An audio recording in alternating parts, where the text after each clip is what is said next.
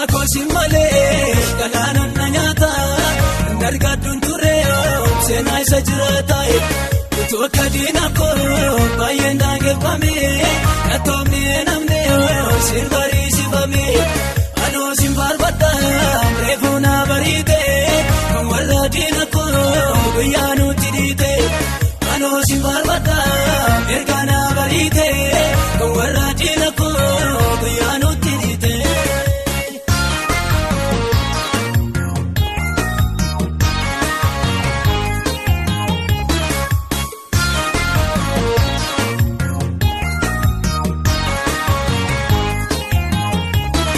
Benji mankee bidiruu koraasee deemsi fuuldura koo baay'ee na yaaddesse.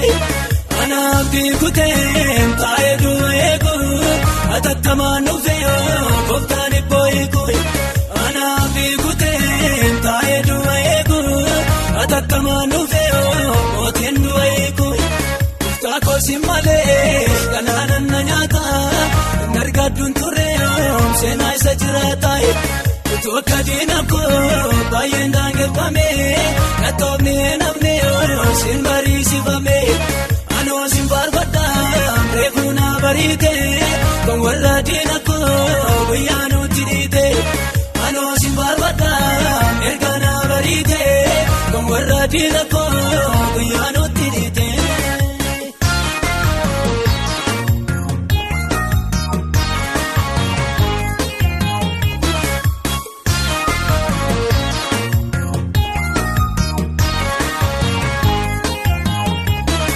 Dooti gatamne si yaadatamne oda ukkaamamne oskaara irratti ol baane. Eebbi keenya dhufee kunoo toora toora ina nuti naafu gadda tuffateera. Eebbi keenyas dhufee kunoo toora toora ina nuti naafu gaddi tuffateera.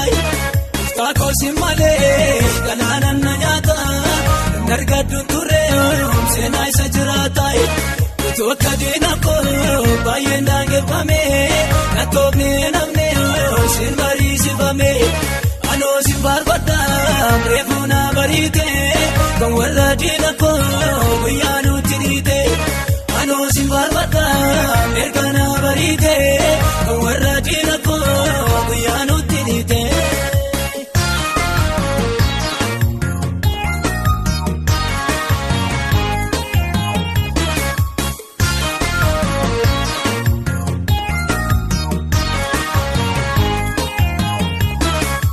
Koodee manii burkituu kochuufu michina goolu kanaan otiin fufu.